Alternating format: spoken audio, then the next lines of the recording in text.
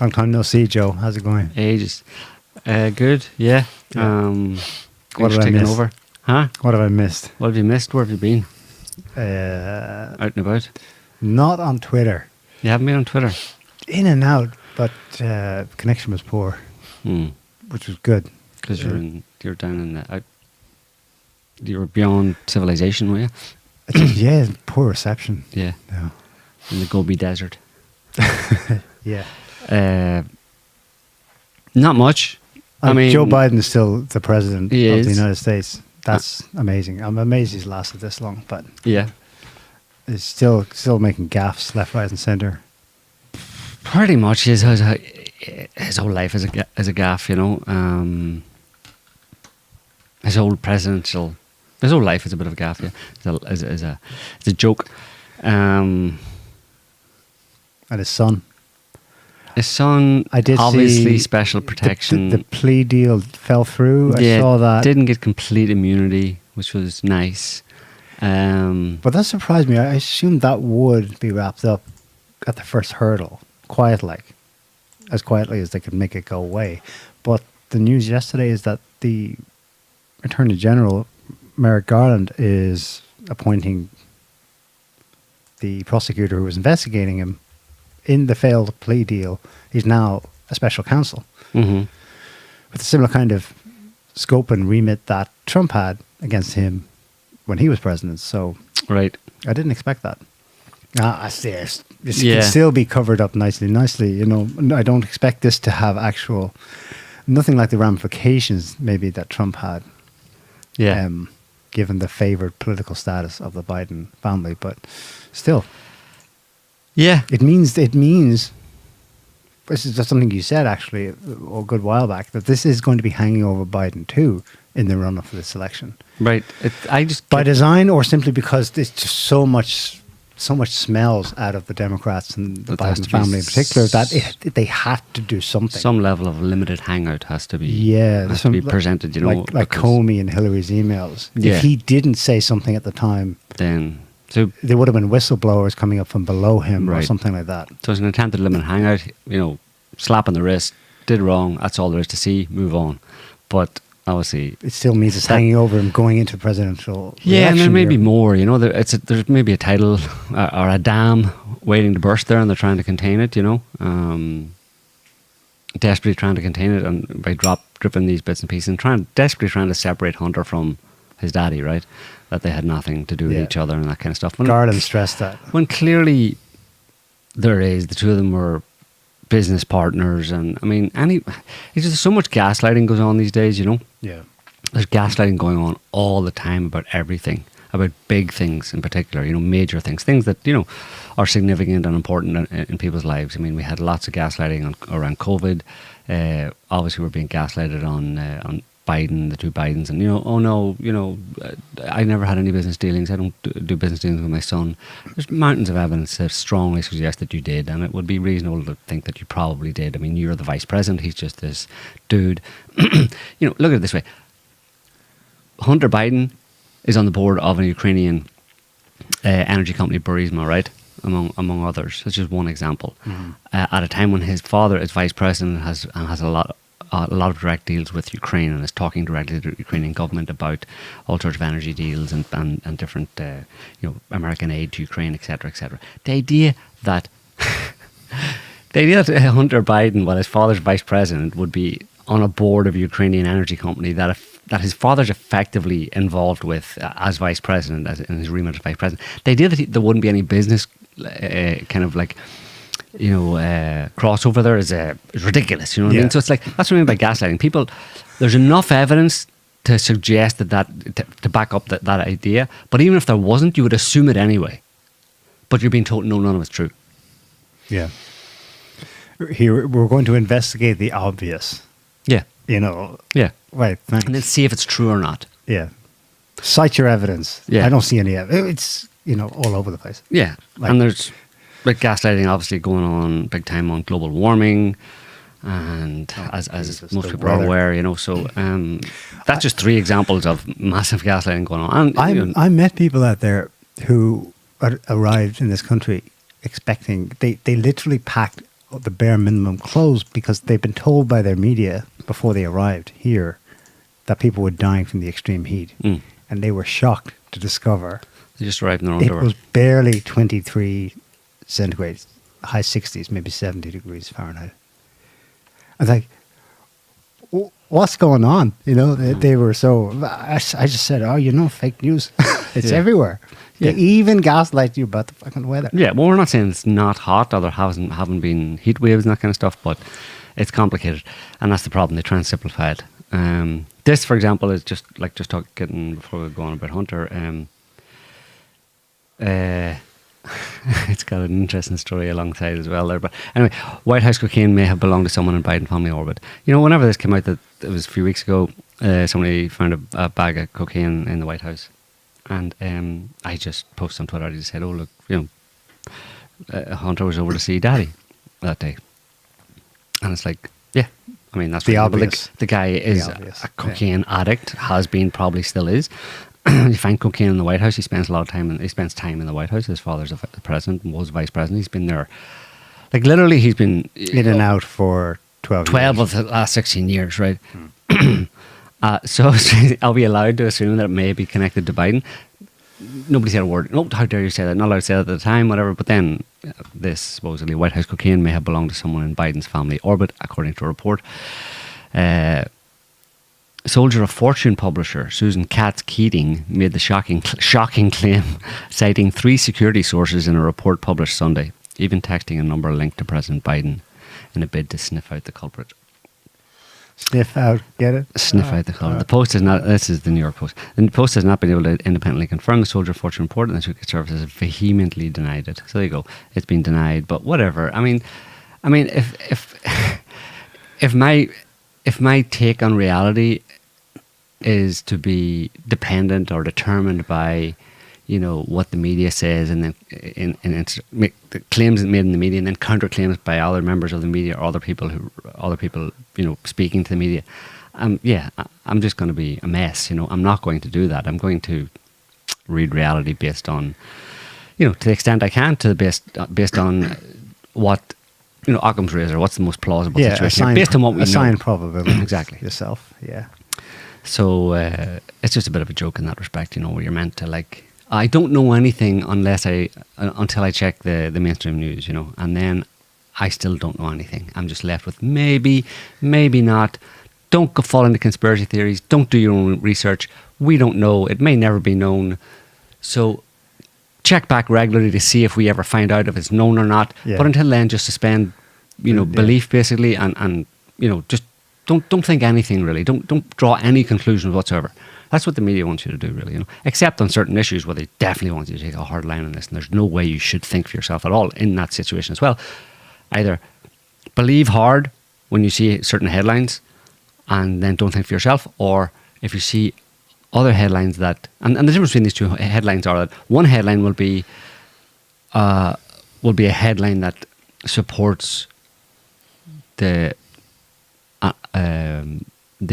global authorities' take on what's happening in the world.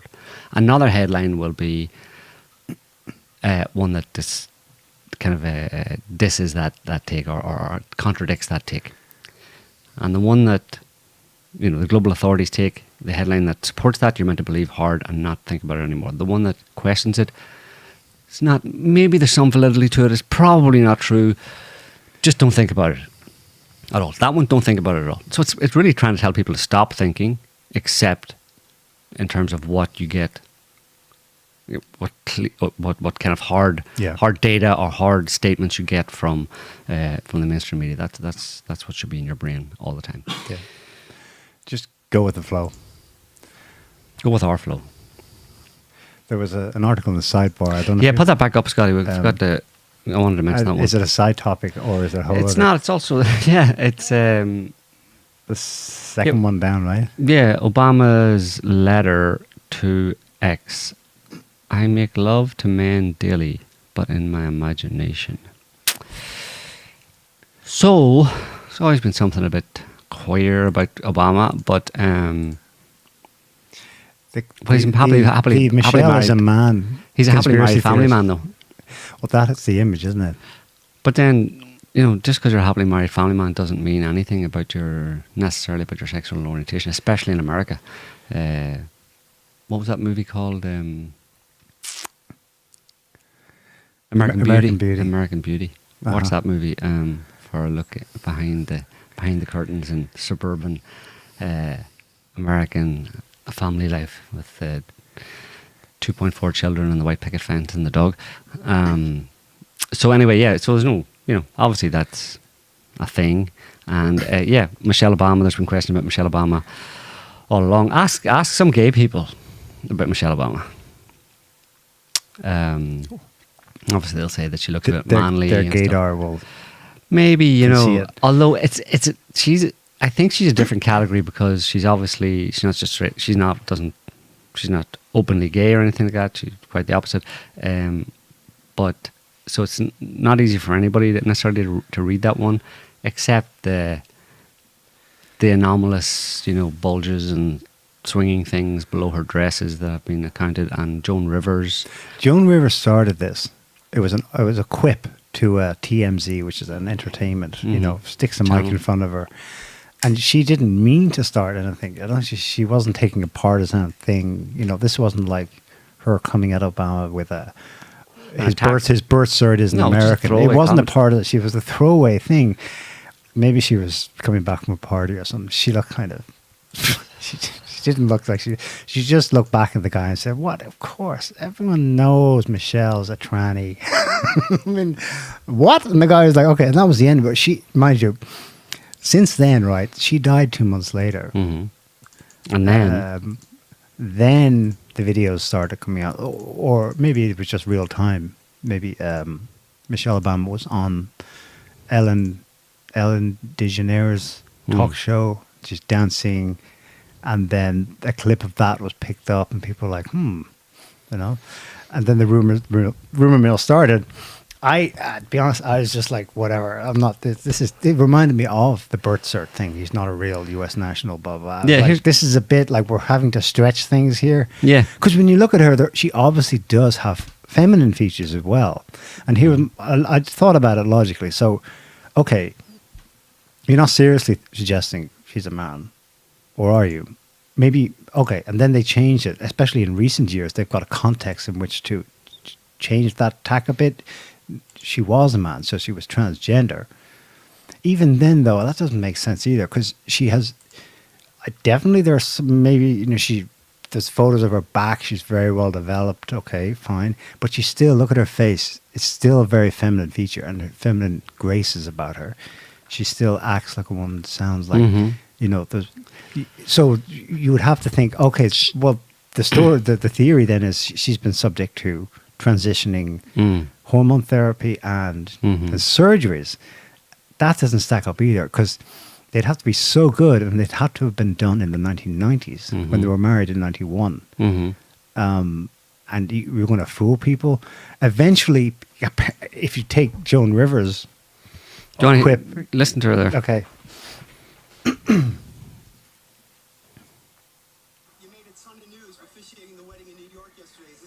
Is this like a new cottage career move for you? I'm so excited. Okay. And I should do very well because I don't charge. And do you think that the country will see the United States will see the first gay president or the first woman we already president? have it with Obama, so let's just calm down. Got it.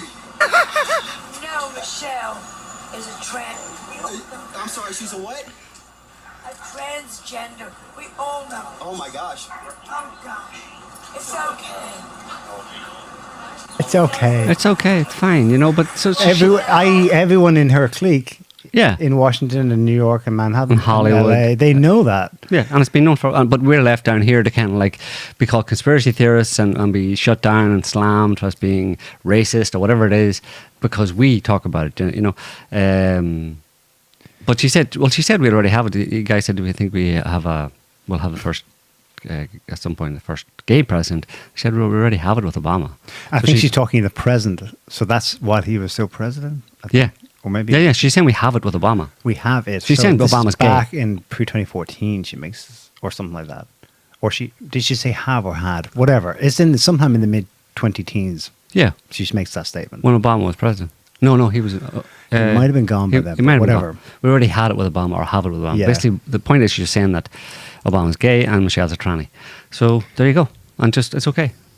It's okay. But it's not okay. Because it's not officially recognised, or even close to officially recognised. Right. It's not. You're not allowed to intimate it. That's another problem with it. If it was the case, given the normalization of it, I mean, there's kids in schools they're so exposed to it being normal that 20% of 16 to 24-year-olds in the United States today identify somewhere on that spectrum. Mhm. So why the secrecy? Yeah.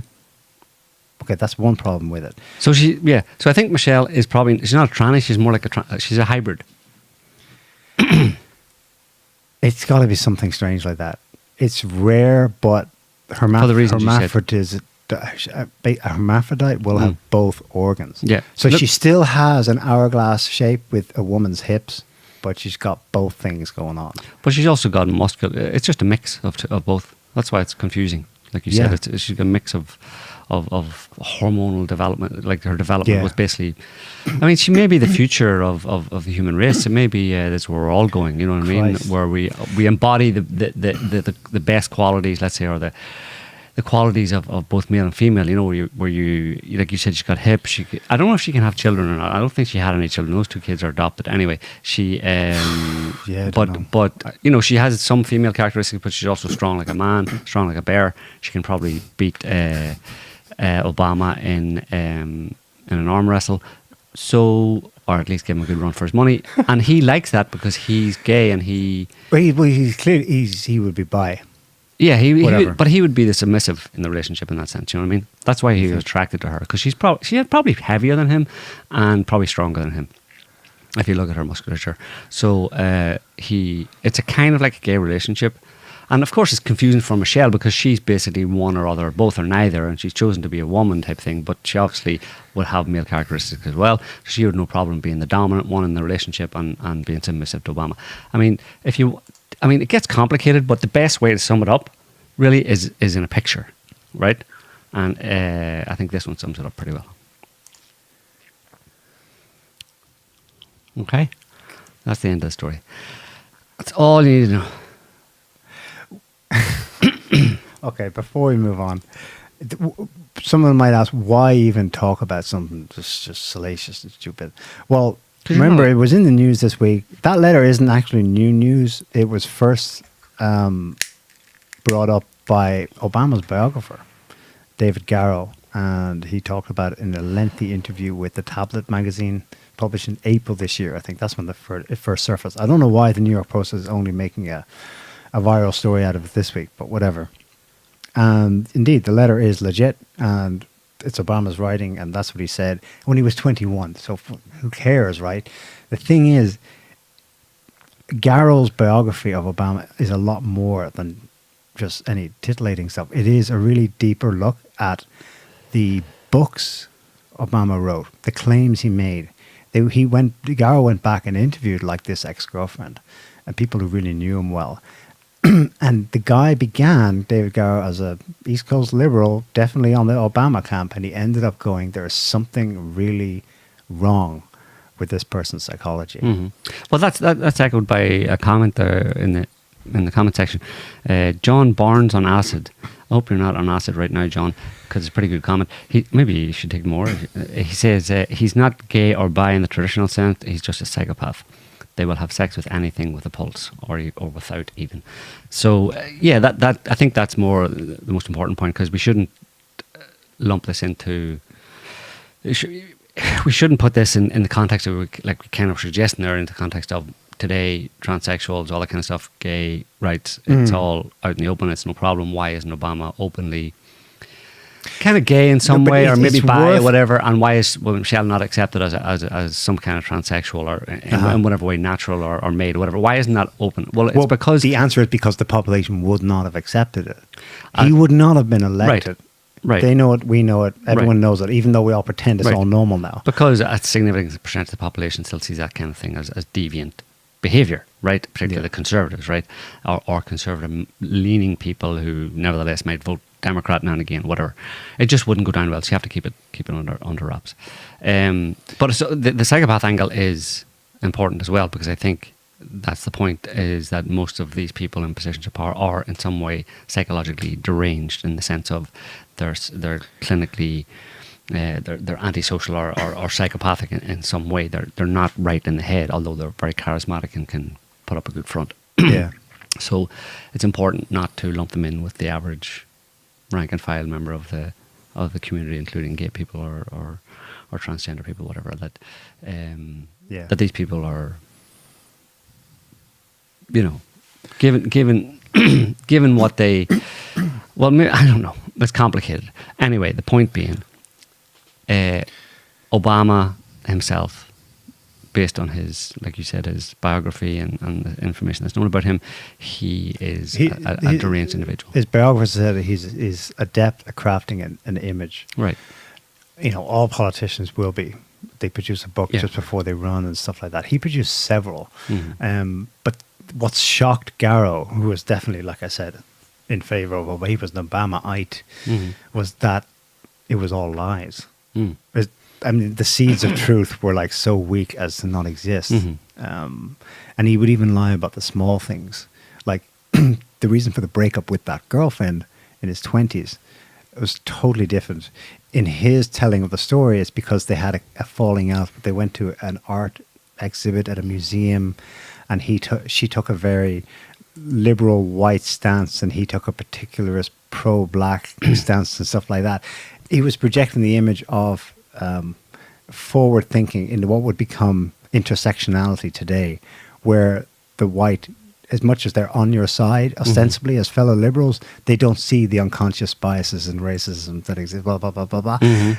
What actually happened was the reverse. He was actually defending a really rabidly anti-Semitic black pastor, I think, who had made some crazy comments at the time about, well, maybe not so crazy. I don't know. There was something about that the flooding of Chicago with drugs, I think.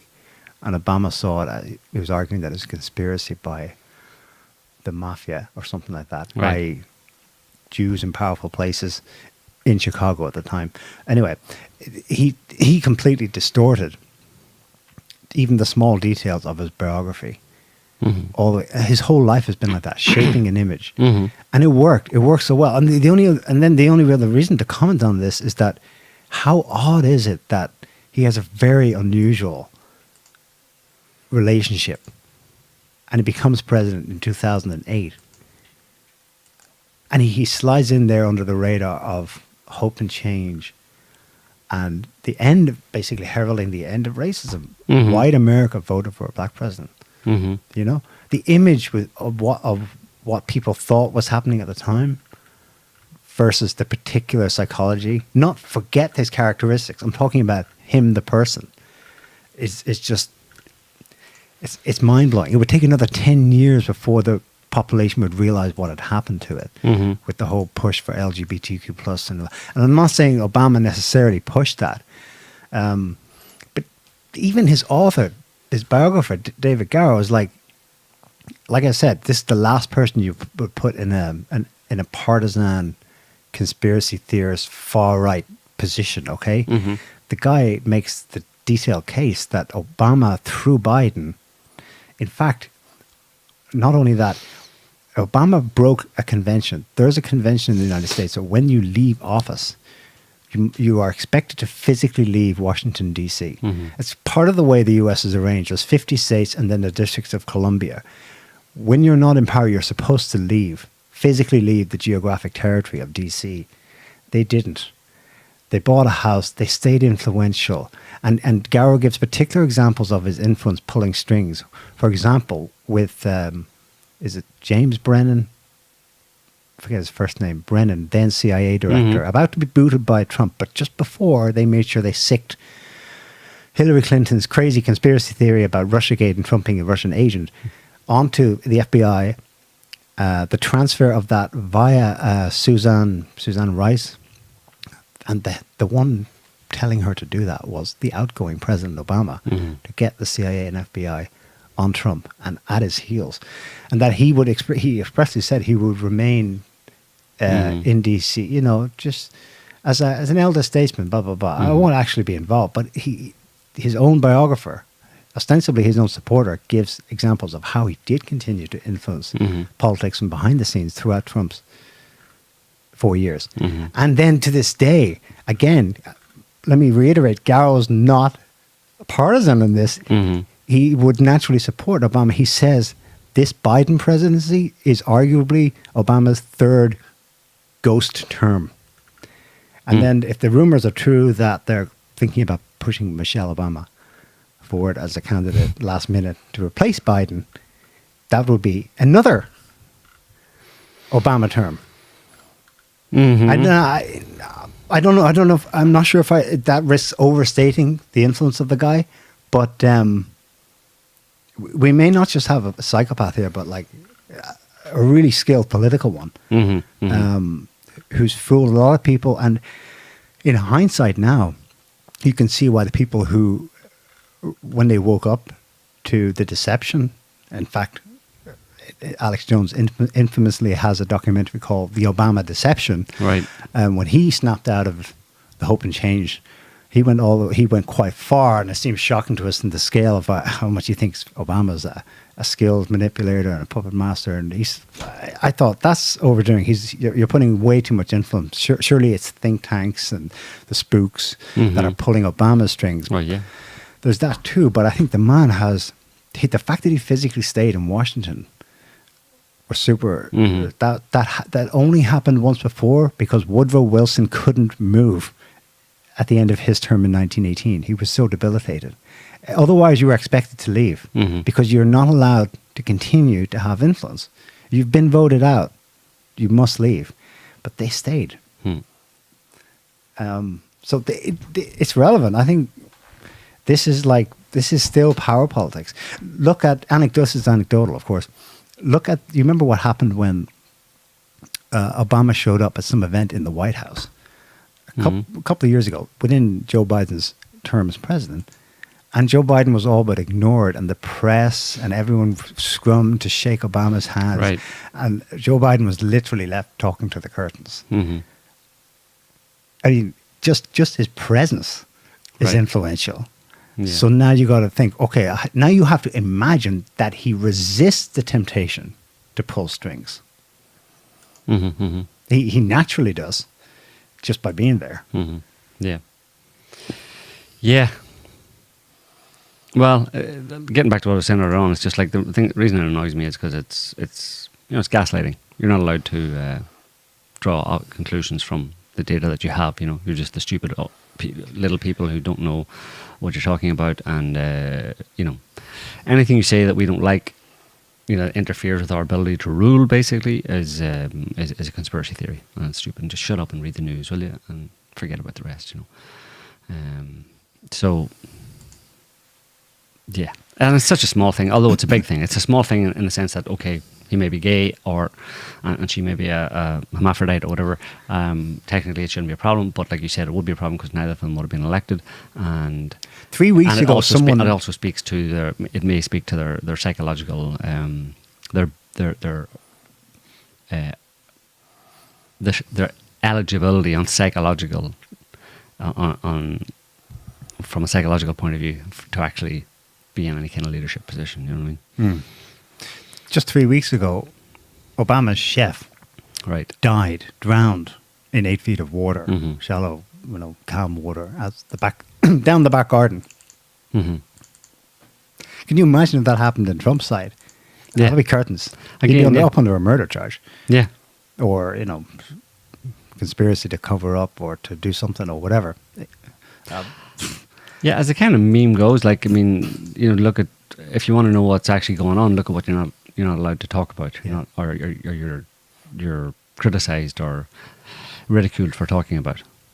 Of course, that has to be. You have to take that with, within certain limits, because you can't go too far and think that everything's a conspiracy. But there's, the evidence of your eyes is going to lead you closer to what's actually going on than what you hear in the media. About particular topics, about certain topics. Yeah. And sometimes the craziest ideas are not far, they're over the target. Especially when they persist. And then little bits of evidence come in later, like this one this week in the New York Post about his gay leanings, let's say. Yeah. I mean, if that happened 3 years ago, or at the height of the beginning of the rumor, but that's kept quiet. People in the elites, they know, they know when to say, keep their mouths shut, Right. I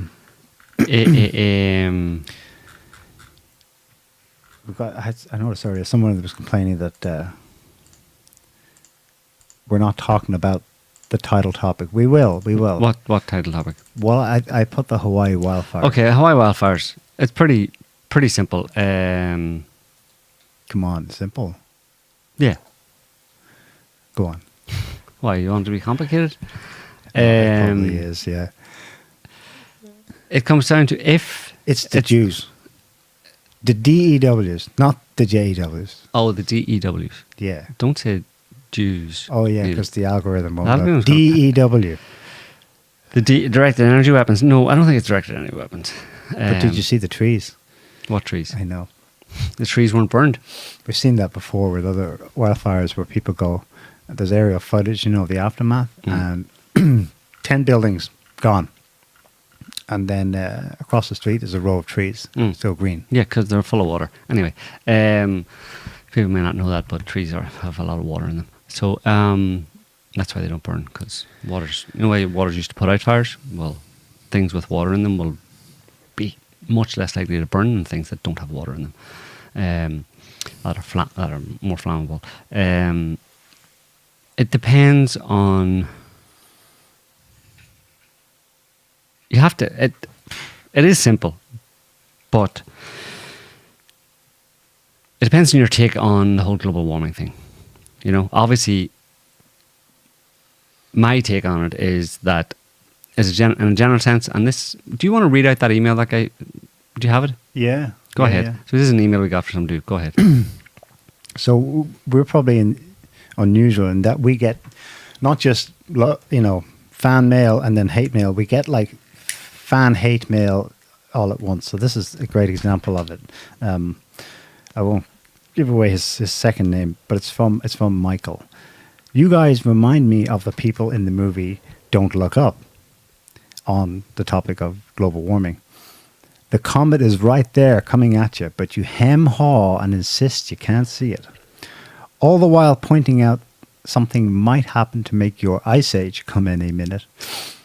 That's always a possibility, but there is no denying the whistleblowers from Exxon got it dead right in the 70s, validating the, quote, greenhouse effect. Fact, not theory. Then calls us douchebags. Cheers, Michael. And then it goes from the hate, That said, you do get some things right now and then, and I do enjoy listening to what you do have to say now and then. Just figure out that convention does have it right now and then, and change your opinion in the face of facts. To change your opinion in the face of facts is not necessarily a bad thing. In fact, it could add to your credibility. But no, you guys have a corner on the truth, don't you? And then he signs off. Yeah. Go Kennedy 24. A peace, Michael. Right. So he sounds like a libertarian, basically. Yeah, although he's got a dollop of... Yeah, well, the libertarian... Libertarian would probably be more likely to be there on that. He's not a Trumper, he's not a conservative, although libertarians have eked out this little space here where they agree with a lot of things the conservatives say, but they still have a bit of the lefty bleeding heart care taste bud, a la, what do you call him? What's his name? Jonathan Haidt. So he basically, you know what I mean? They've noticed that's why he likes Kennedy. Extreme basically. weather. Yeah, Kennedy's a Democrat, but a conservative Democrat. But he's basically echoing what Kennedy said. At least he's on Kennedy's bandwagon, because Kennedy is has been a long-term... Kennedy is the same position. Eco warrior. You know? So basically he's conservative. That's why he agrees with most of what we say. Yeah. And if only we would get the global warming thing, then it would be a home run, right? Would be perfect, because just understand global warming. He'd be our biggest fans. And he wouldn't call us douchebags. Right, because he cares about the environment and the planet and the future and all that kind of stuff, and he thinks that human beings are the cause of all the ills. Anything bad that's happened on the planet is caused by human beings. Well, maybe he doesn't have the guilt complex, but he feels it's worth fighting for. It's worth saving. Yeah. It can be saved by conventional means. Assuming it can be, and that's where we differ. We don't think that it can be. And then you get into the specifics of Hawaii and Hawaii wildfires, and wildfires that have been going on over the past few years in different places around the world, particularly in Europe, for example, over the last couple of summers. Not really this year in Cyprus, Greece, Cyprus. Road. Yeah, Road sorry, Greece. not road. Yeah, not Cyprus. And so as we get into we had an article the last show talking about how the wildfires were caused, at least in Greece. Let me see if I can look it up here. Wildfires in Rhodes or in Greece. They were caused by arson. Yes, it was something like 90. Rhodes. No, it was actually from this year, right? So Rhodes wildfires caused by arson. This came out. So it's from the 24th of the 7th, which is 24th of July. Let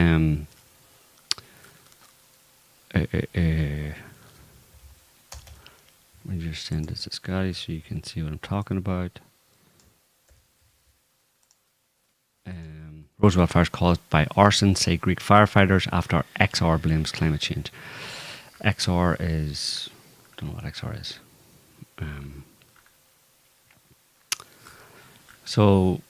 Right. We mentioned this last time. And this came out pretty much at the same time as the mainstream media was going wild about the fact that these wildfires are evidence of global warming and man-made global warming, and this is why, and then what do you call him, the UN Guterres guy saying the air is unbreathable, Global boiling. the heat is intolerable, it's global boiling, the future is is just it's a dust bowl.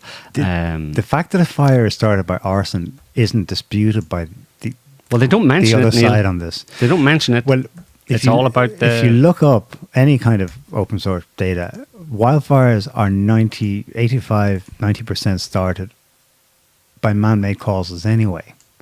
Everyone agrees with that in principle, although they just say, look at the flames and go, man-made global warming, but they don't want to talk about the specific arson, the intention of a particular individual who started it.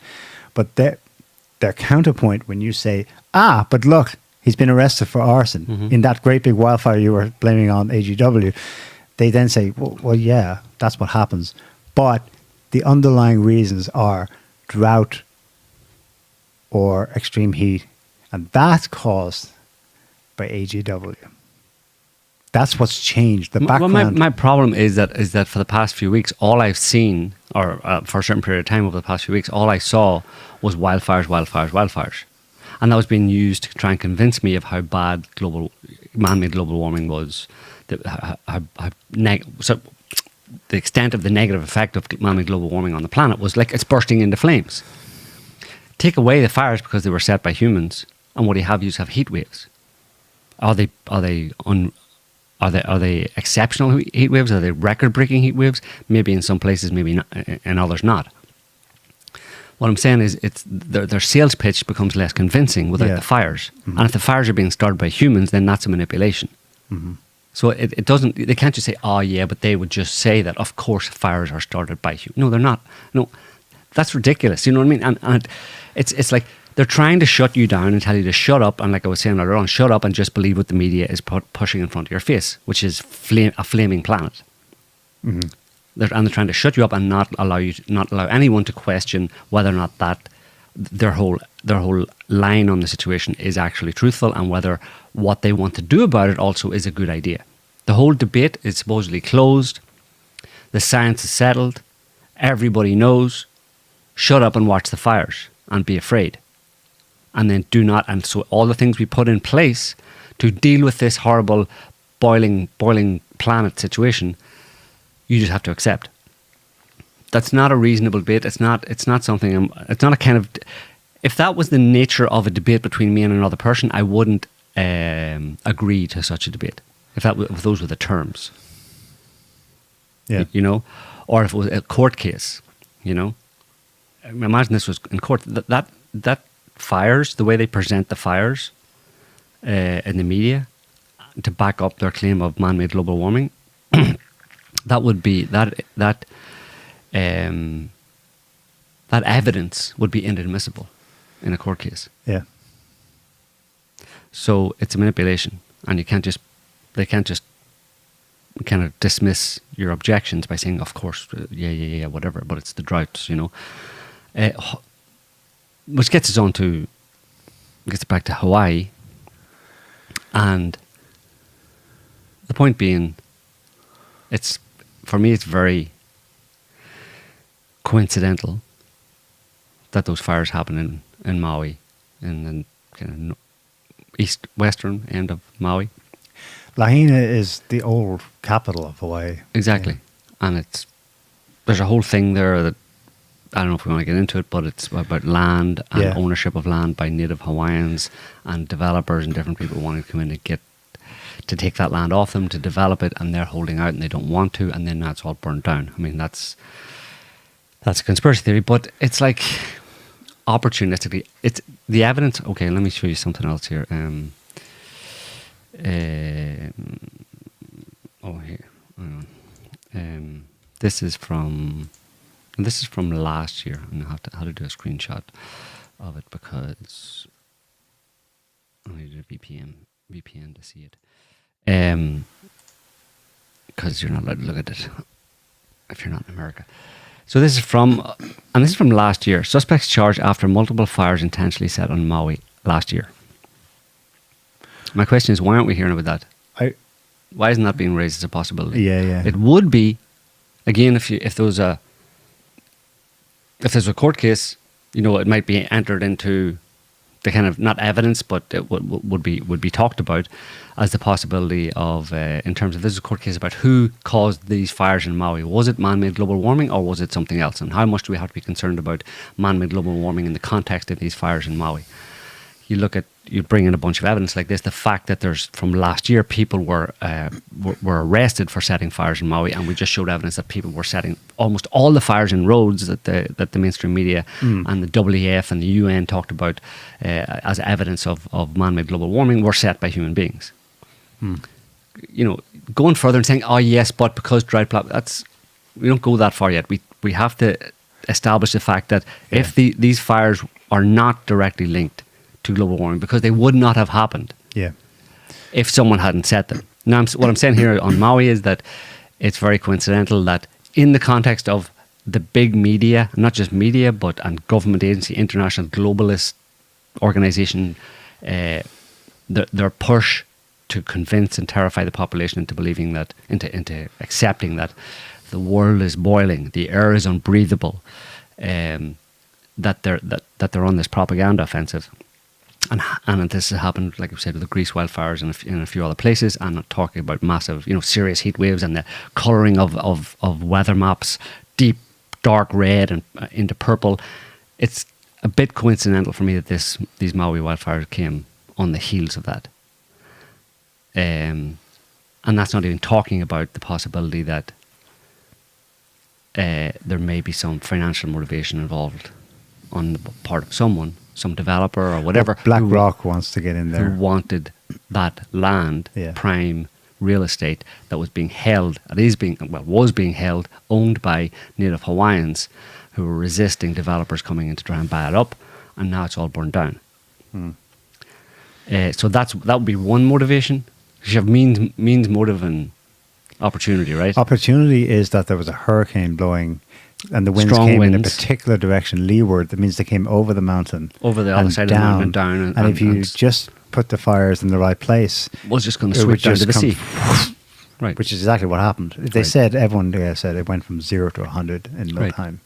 The other thing that's a bit suspicious, Hawaii is famous for its early warning system, which is so trigger happy that it goes off whenever there's freaking nuclear a possibility of a tsunami. There's a missile test in North Korea, and like Hawaii freaks out because the alarms go off everywhere.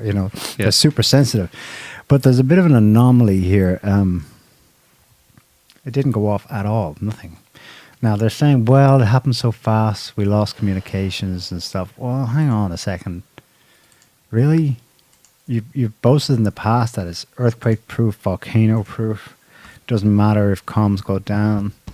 People will get a message on their phone or the sirens will go off, something, something, something. If you search in this one for officials have confirmed. Yeah, that paragraph at the end there. Officials have confirmed that Hawaii's emergency management records showed no indication that public warning sirens were triggered, despite what the state describes as the largest integrated outdoor all-hazard public safety warning system in the world. So yeah, what happened there? Yeah, and probably 100 or well over 100 people have died. So At this clearly point, it's 100, yeah. Clearly there was a serious threat to life. And it was so fast, people were... It was horrible. And you can't activate They were in the cars trying to leave and they were burned. And you can't activate a well-oiled, well-established emergency alert system that has that kind of event as the only purpose for it existing, and it doesn't go off. It smacks of the bit like, the motorcade in JFK. It smacks of the usual procedures just being suspended briefly, right. if that's the theory one was going with. I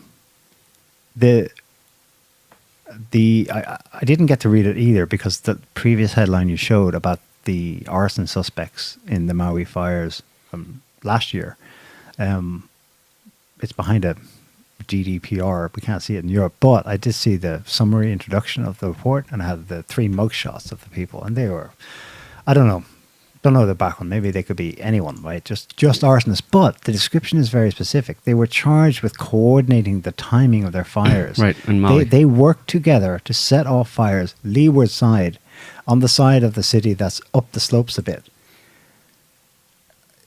That's last year. So if someone repeated that at this time with the winds coming in a particular direction because of the hurricane blowing to the south of the islands, they would have known and it would have swept through. That's how easy that would have been. Right. You don't need DEW weapons for that. Exactly. And admittedly, I think anyway, Hawaii has had a drought, or to a certain extent has had dry conditions over the past couple of months. Which makes the opportunity all the better, right, to do it at this particular time. And of course, suspending the emergency alert system facilitates a higher death toll, which facilitates greater news coverage and sensationalization of and manipulation of the event to convince people of a particular agenda, which is the man-made global warming agenda. And I mean that's central to it. If people can't see that, then like our reader or whatever, our fan or hater, or anybody else who feels the same, if people can't see the inherent and at least possible manipulation in the idea of man-made global warming to the exclusion of any other factors which we believe are much more significant than human emissions, which is just natural cycles, solar activity, stuff happening just as a function of a natural development or progression of events within the planet and on the planet and in the solar system. If people can't see the focus on humans being the cause of it and how that is being leveraged and used to push a particular agenda which doesn't seem to be good for humans, if you can't see that, if that doesn't at least set off your kind of spidey sense or your feeling of, listen, I feel like I'm being sold something here aggressively and they're really pushing it, they're using fear and manipulation tactics and emotionally loaded statements. When I see that happening, if someone was doing that to me with trying to sell me a car or something, I would take a step back and go, okay, listen, I need to maybe investigate the car a bit more. Or if I can't investigate the car a bit more, then you know what? I'm just going to go look for a different car. You know what I mean? I just don't like your attitude, Mm-hmm. And that can be coupled with, of course, there has to be other elements, which is a healthy skepticism or a well-informed skepticism of political elite types and globalist organizations that they don't have the best interests of humanity at stake. If you've satisfied yourself that that's more likely to be the case than them actually really having a bleeding heart for humanity and really caring about the little people, then, you know, you're going to fall on the side of, listen, there's something not right about that. The combination of factors, you know, aggressive sales tactic and knowing that the person doesn't really care about you. The aggressive sales tactic is that's being pushed on people is that we're doing this to try and help you. We care so much about you. We want to save you and the planet you live on so that your children and your grandchildren can have a good place to live. If you get the impression that the person who's giving you this aggressive sales tactic, that's really not the case, that they don't really care about you, you know what I mean, and you've satisfied yourself that that's probably the case, that they don't care about you, then you can I mean, again, you're not going to have any hard evidence, you're not going to find a hand in the cookie jar, but you're going to come down on one side or the other. And I think at this point, any reasonable person having looked at the situation and having a bit of sense, basically, looking at the global picture, not one particular issue of global warming or droughts or heat waves or whatever, but looking at the overall global situation and the nature of the people in positions of power, you should be able to satisfy yourself that they probably don't really care about you. And when they say that they're doing it for the good of you and your family, it's probably a lie. And you couple that with this aggressive sales tactic to get you to believe that anyway, despite the evidence that you have to go against it. They're trying to aggressively pitch this idea to you that you should believe that we want to do this and that it is caused by humans. The whole package just starts to smell, starts to stink. Mm-hmm. And you probably shouldn't go along with it. You know, you just hedge your bets and go, listen, I can't know for sure one way or the other. So what am I going to go with? What am I going to come down on? Yeah. I think any sensible person would go, there's probably more to this. And again, that's not even talking about all of the evidence, like I said, the actual scientific evidence and historical evidence that a warming planet or a cooling planet or the planet going through major macro large-scale changes is not directly or primarily linked to human CO2 emissions or other gaseous emissions. Yeah. That those kind of changes have happened repeatedly throughout human history when there were no such emissions from humans. So why can it not be the same case today? It doesn't mean that we're not in a problem. It doesn't mean that the planet is not going through significant environmental and climatic and weather-related changes. I can accept that because I can see it. I can look around. We publish, if you watch or go to onslaught.net, and every month we put out a Earth Changes summary video of the kind of crazy weather and environmental events that are going on around the world every month. It's crazy. It's it's a big planet, obviously, but the number and intensity of those events seem to be increasing. So things are changing. But it all comes down to whether or not human beings are the sole, because effectively it's that they're the sole causal factor of it. That's essentially what they're saying. They might add in some stuff, but their whole point is you have to change your lives radically to stop this from happening. So on that basis, you would say it may as well be 100% human beings. Yeah, although when you get down to a debate with them, they'll say, no, we're only arguing that it's 3% at the margins, but that is sufficient to tip things totally south.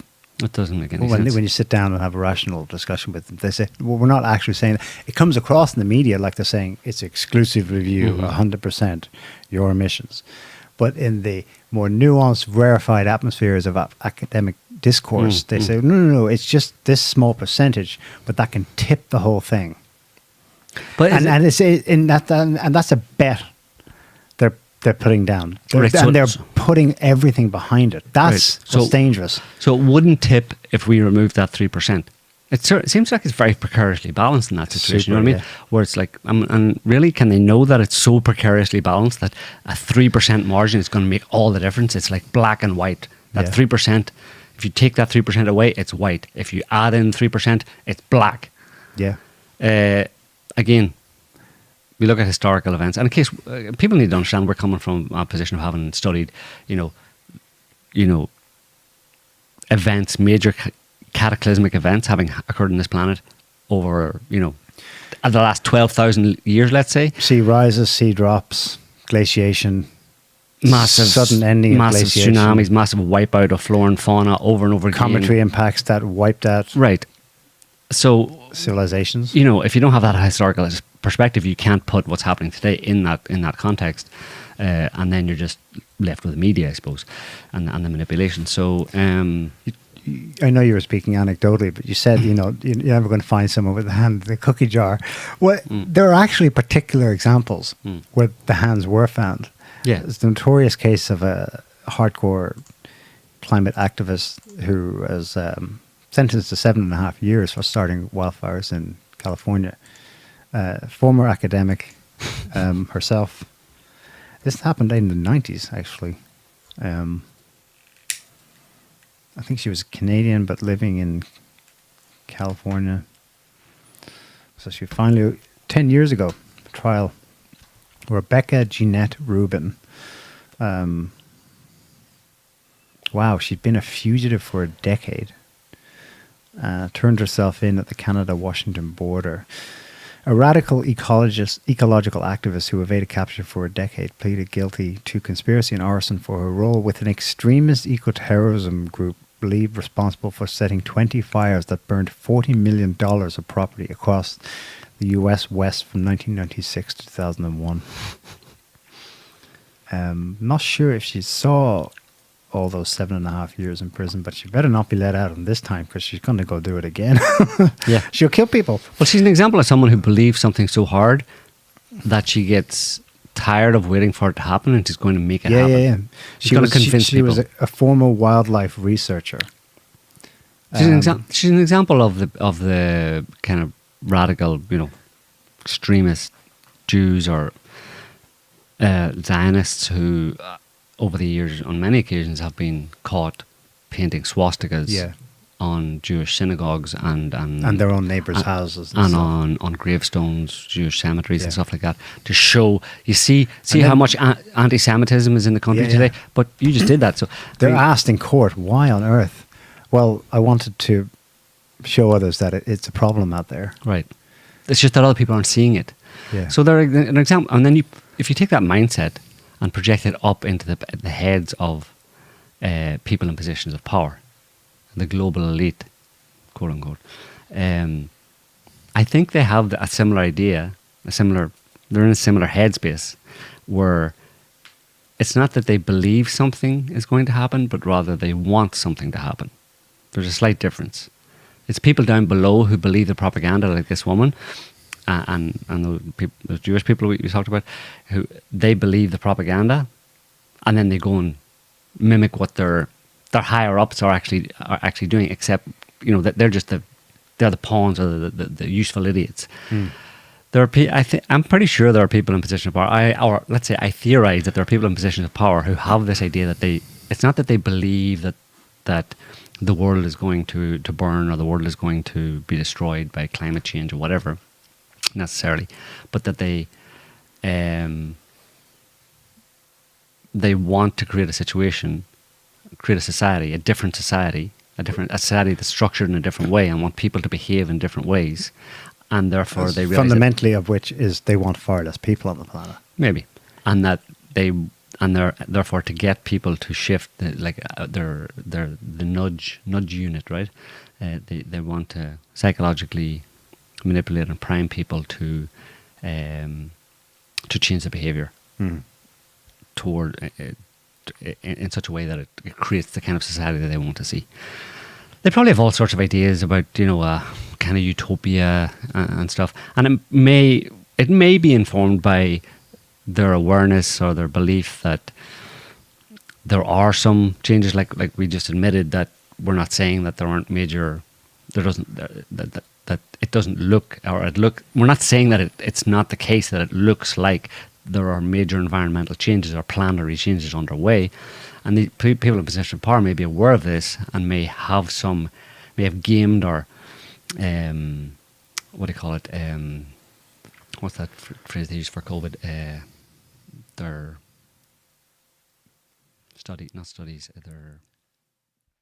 The games modeling. Their models. Yeah. Their computer models tell them that these major environmental changes that are not directly linked to human emissions are in progress and are going to cause serious upsets in the way people live their lives anyway.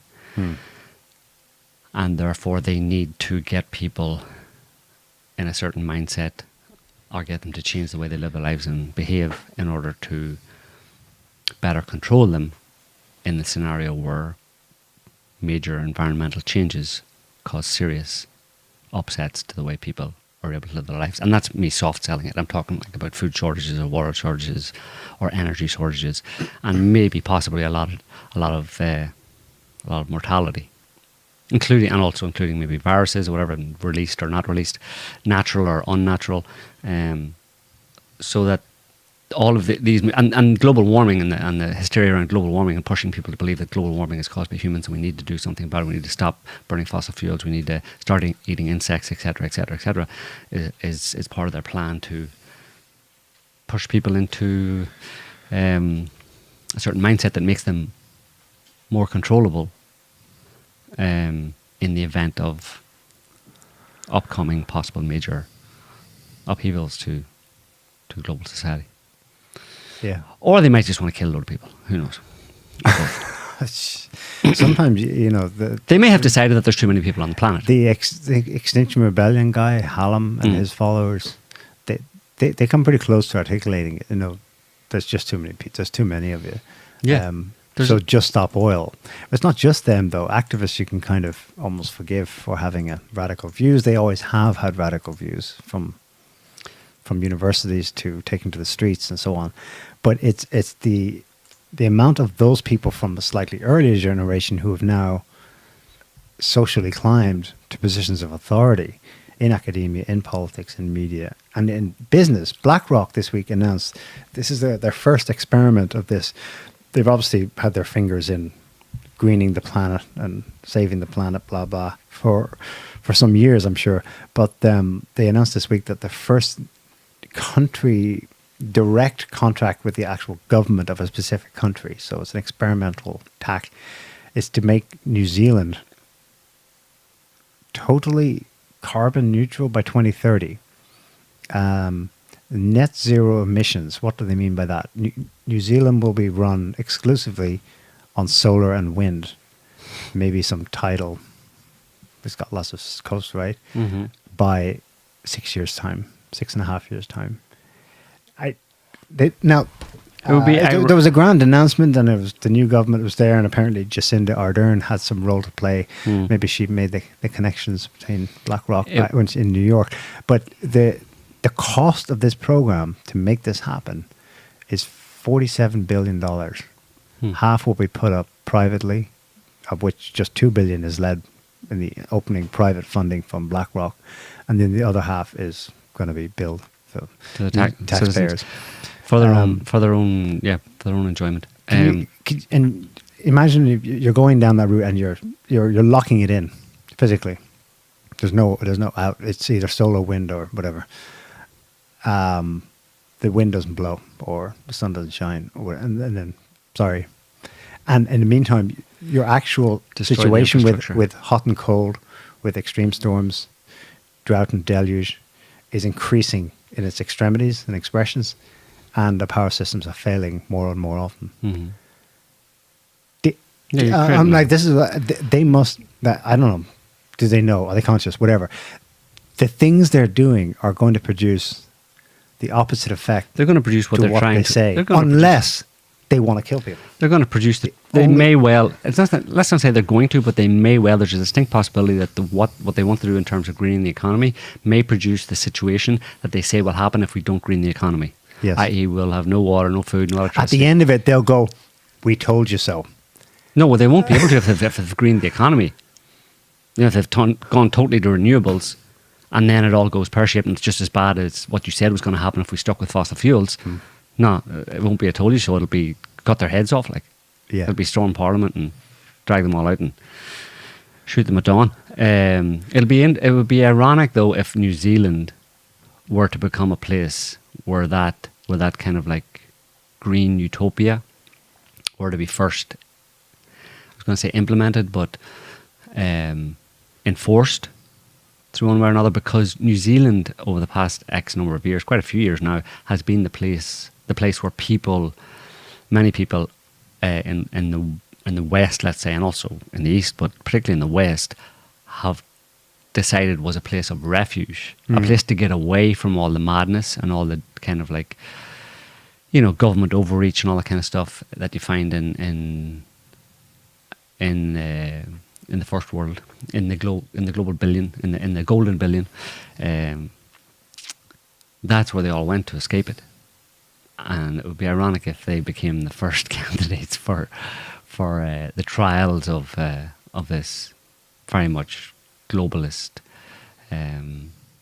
green utopia, to try and to implement that in a serious, very practical way, like as in, okay, we're not importing any more oil or gas. We're shutting down our oil and gas pipelines if we have any. We're shutting down our all the infrastructure related to fossil fuels, and we're redirecting it to renewables. Yeah. And let's see how it goes. Wish us luck. It's mad, isn't it? In the archetypal story of Noah, these people have the brains, in quotes, thus the foresight to see what's coming, and so they build a massive, expensive ark, but it sinks. It doesn't. It's like the opposite. They had the foresight, awesome. They had the means, the tech, and the money, the capital to do something, and the thing they did was the worst thing you should have done for what you already had. The information, the intelligence of what was coming. Well, no, it's a bit of a freaky story. That story of he had a couple of sons on it, didn't he? He had how many humans were on Noah's Ark? Do you know the story in detail? Shem and it was males, right? Correct me if I'm wrong here. Anybody? Who's Noah, listening. wife, and 2 sons. Noah, his wife, and his 2 sons. Okay, I think. Yeah, right. So there's a problem there, right? Noah and his wife are beyond childbearing age, right? Or his wife's beyond childbearing age. You don't get 2 sons. So he just went for animals, right? 2 of each. Was it? Yeah. Was there no humans to save as well, to repopulate the planet, whatever? But it's like some deranged dictatorial kind of person, like they're deranged utopia of just me and my family, and all other people gone, and me starting again, and just plants and animals, In that sense, today, like wipe them all out. And today's climate changes are kind of as Noah, yeah, they would like to do that. Yeah. just reduce the human population and have a green utopia, and we'd let the animals come back and thrive. Yeah, bring on the floods, bring on the global catastrophe, wipe all the humans out.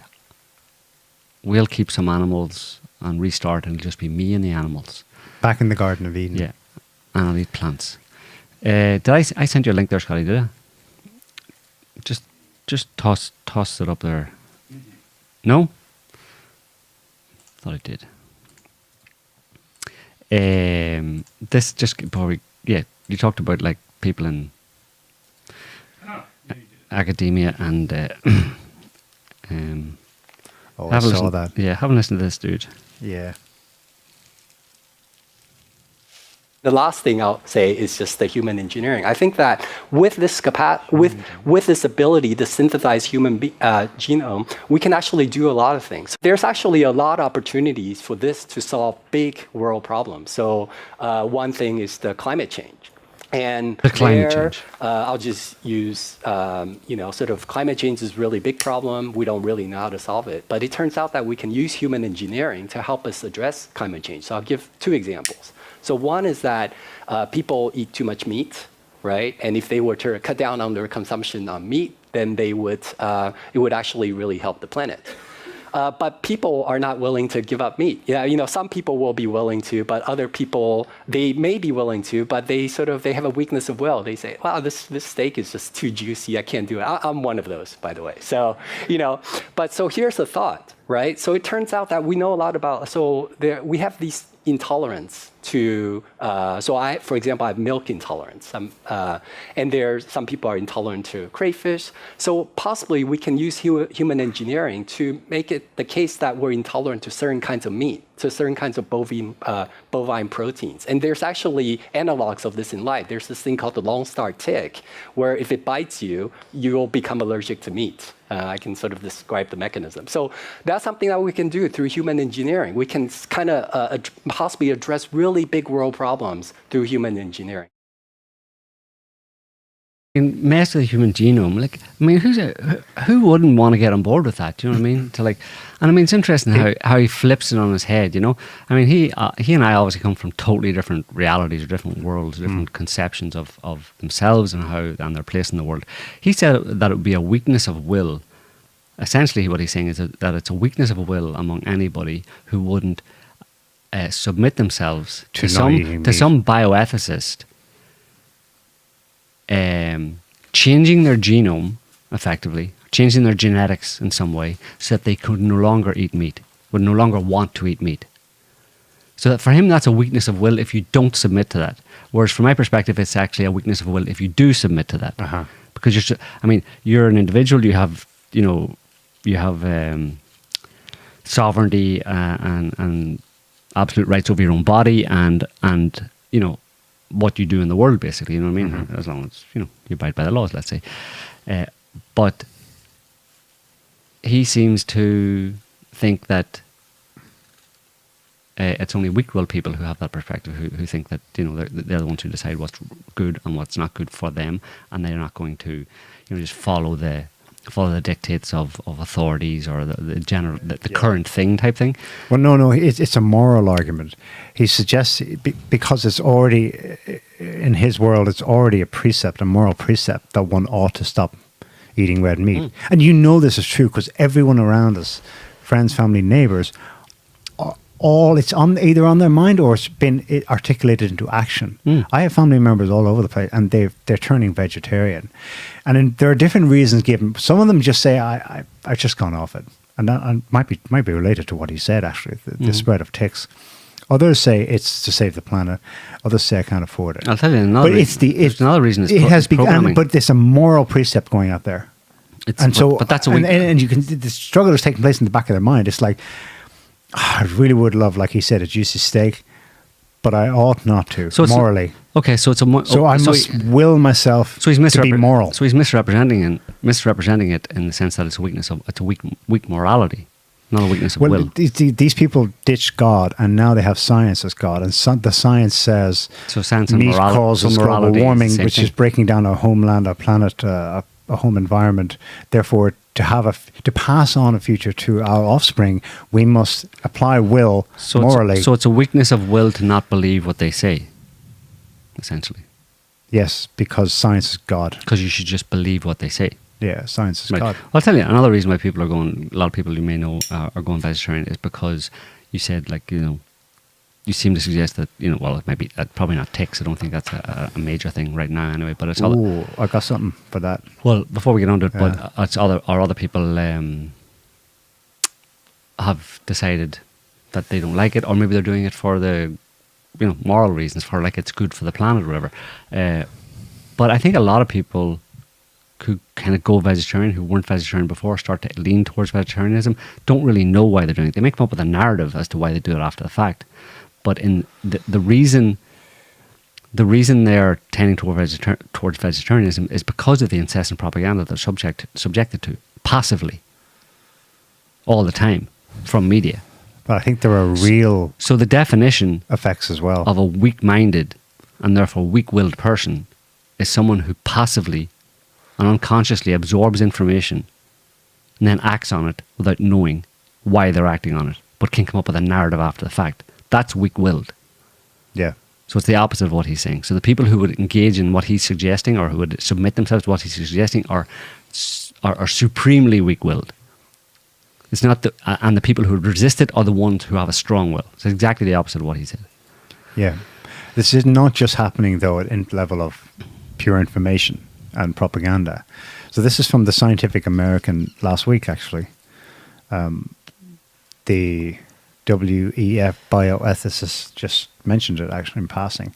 Red meat allergy caused by tick bite is spreading, and nearly half of doctors don't know about it.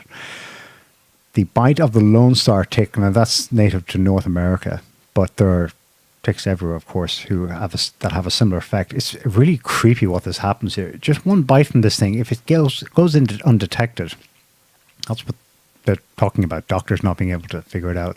Lyme disease they know about at this point. They accept. They used to say it's all in the mind, it's all psychological. Now they accept actually it's probably spread by ticks.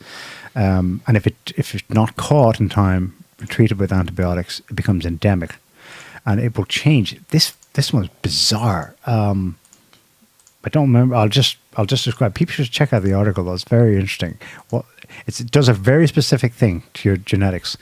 It causes you to become allergic to a specific protein of meat, specifically bovine or pork, beef or pork. I think that has, and it goes on to describe how the estimates, they think the numbers are exploding. That there's probably something like in the United States alone about 500,000 cases. And I think that I'm betting that's a lowball conservative estimate. I think this has been going on in the background, tweaking at an actual physical level. Now, do you think that tick came out of Fort Detrick? Well, this is it. I did a little bit of searching before I came online. I couldn't find anything concrete, but what are the medications that it makes you some medications allergic to as well? To red meat. What are the medications that it makes you allergic to? The tick bite. I don't know about that, but search for medications. It makes you specifically. And so right, okay. Next one. Any more? No. They don't go on. It's just more about the. Well, I'd be interested to know what medications it makes you allergic to, like some antibiotics, maybe. But this tick, what? Now, remember, in their worldview, all of this is Darwinian random evolution. This just happened to randomly come along and sync with the propaganda push from the top. Don't eat red meat, don't eat red meat. And then there's something working through the population that's tweaking their fucking DNA so that they have that there's a specific protein in red meat that you physically become sick to, and you can tell right away, and that's it for you. I know people like that. They didn't come into this ideologically. They said, I just cannot eat red meat anymore. And so anyway. Maybe it is evolution in a certain sense, or adaptation, some adaptation in the sense of the biochemical starts to match the information. Well, so many vegans, and by eating a vegan diet for their whole lives, maybe, change in some way their own genetics, especially if it's multi-generational. And then a tick bites that person, sucks their blood, and then transfers that blood to a meat eater, who then gets the mutations. So maybe it's vegans. Vegans are trying to kill us, or at least trying to stop us eating meat. Well, it won't surprise you to learn that the Bill and Melinda Gates Foundation is funding research into how to control cattle ticks through biotechnology. This is ostensibly to save the amount of wasted cattle each year by finding ways to coming up with drugs. It's kind of scary because in the description, if you scroll down a bit, the second paragraph, 14th month award funds a feasibility project. This is from several years ago, so who knows where it's at now, to determine if a particular drug's technology can be used to control the disease-spreading cattle blue tick. Look how they frame it. It's friendly technology to manage the devastating fall anyworm, crop pest, and the mosquito species that transmit Zika, dengue, and other diseases. You've got to take a leap of faith here and accept the premise, which is being offered to you, that entities like the Bill and Melinda Gates Foundation are conducting research on ticks and mosquitoes to make the world better, to make humans better. But see, that's people have to understand. Anybody who's listening to this show, and anybody who knew who listens to this show, you have to understand where we're coming from.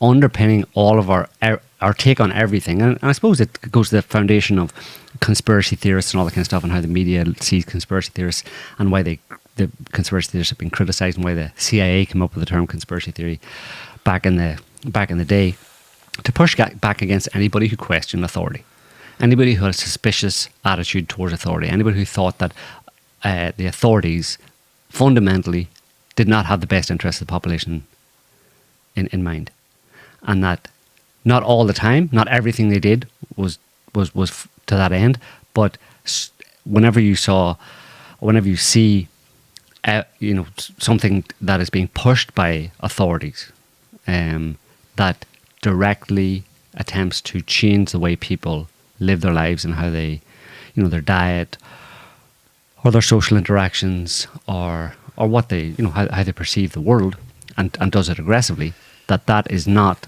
for the benefit of human beings. Of course, there's people on the other side, and that's the mainstream media's take, is that authorities are benevolent, and everything they do of that nature is for your own benefit. Everything they do that nudges you or encourages you or puts pressure on you to change is ultimately for your own benefit. You don't understand what's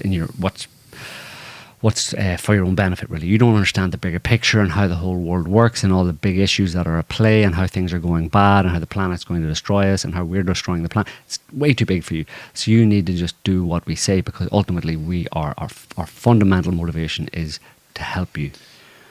There's people who believe that, and there's people who say, you know what?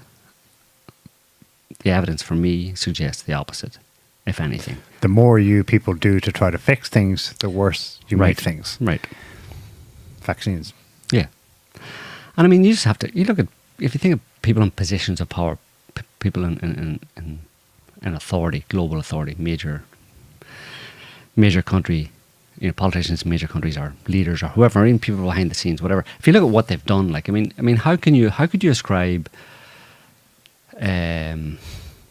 benevolent intentions, or how could you suggest someone like the Bush government or the Blair government in 2003 that was staffed by benevolent people when they consciously lied to the population to start a war and invade a country and kill hundreds and hundreds of thousands of people?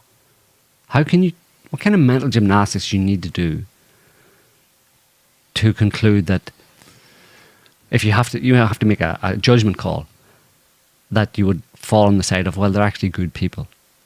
Someone who constantly lie about war and know what war, and them knowing what war involves, the deaths of hundreds of thousands of Iraqis, the deaths of... Or 20 years later, millions of migrants from the war zones coming into Europe. That's just one example. Coming anywhere. Yeah, Europe and North America. And you could say, well, they weren't doing it to kill people because they're not cold-blooded psychopaths or whatever. They were just doing it for, at the very least, you have to accept that they were doing it for geopolitical reasons, which ultimately was personal profit reasons. And that they hold human life, as a result, they hold human life in very, in low esteem, or with, they give very little value to human life. That they can easily start a war knowing that it will kill hundreds of thousands of innocent people. And try and convince yourself that someone like that has a well-oriented moral compass and that they actually care about people. But just in this instance, they decided that, it was a difficult decision, or even before the Iraq War, the sanctions in Iraq, the sanctions, the food for oil program and medicines for 500,000 Iraqi children died as a result of the West preventing essential medicines getting to Iraq.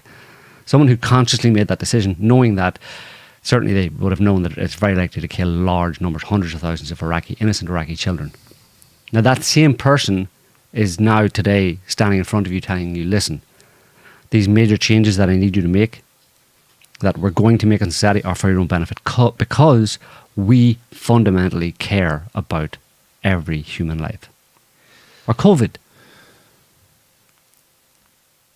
lockdowns, forced vaccinations, because even if it saves one life, it's worth it. The same people, the same grouping of people behind the scenes in the British government and the American government who happily implemented policies that killed 500,000 Iraqi children are now telling you to lock yourself in your house because it's important, even if it only saves one life. And not only any life, but an elderly life. That 80-year-old man with liver, who's on dialysis, with heart issues and a life expectancy of about 2 years, even if it saves his life and gives him those 2 years that he's got left, it's worth it for us to manipulate and terrify and coerce the entire population to be locked in their houses. I don't know. I mean, that perspective just doesn't make any sense to me. And I try to come at it from as neutral as possible position. You know what I mean? Look at it and say, let me just look at what you're saying as if I'm some kind of anthropologist outside looking at human beings and how their different perspectives line up and stuff. I look at that and go, it's not consistent. You're not being logical. You're not making any sense. You know, it's contradictory. And yet that's what we're meant to believe. That's the approach we're meant to go with. Contradictory thinking, you know, black is white, up is down, war is peace. Yeah. So the reason I'm saying all that is that just so people know, our perspective for a long time now is that we have enough evidence, our own judicious assessment of it over the last 20 some years, is that the people in positions of power on this planet, and they continue on through from one administration to the next, are not well intentioned towards the human population. They can carry on and do the little things here and there and play their power games or whatever and play geopolitics and stuff. But when they start to try and implement and coerce and manipulate and force people to make major changes to their lives, like stop eating meat or get an injection so you don't want to eat meat, or start eating bugs, or stop using fossil fuels, etc., that the motive behind that is not positive. And therefore, just on a judgment call, I'm not going to go along with it. I'm not doing it. And it's not about saving the planet. It's not about saving people, and it's not about saving the planet. It's unlikely to be about saving people. It's unlikely to be about saving the planet. I don't know what their intent is, but I'm going to hold back and not throw my lot in with them until I can watch and see where it goes, because I suspect that it's not going in a good direction. That doesn't seem like a crazy perspective to take to me. It's almost like the fundamentals, the kind of 101 of living your life.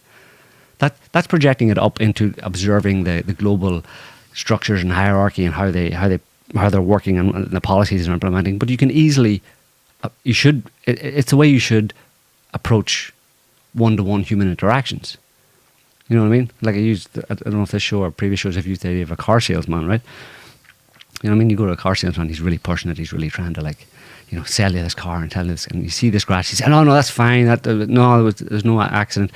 You know, it's all sorts of different problems that seem to look like with the car there's intimations that there's something wrong with the car, and he's giving you all this bullshit, you know? I mean, that's not strange, like, that people would go, I don't know, maybe you're trying to sell me a lemon here and just get money. You're just doing it for your own interest, you know, you're just trying to sell me a lemon, and once I go and take the car, it'll break down and you keep the money and that's it, right?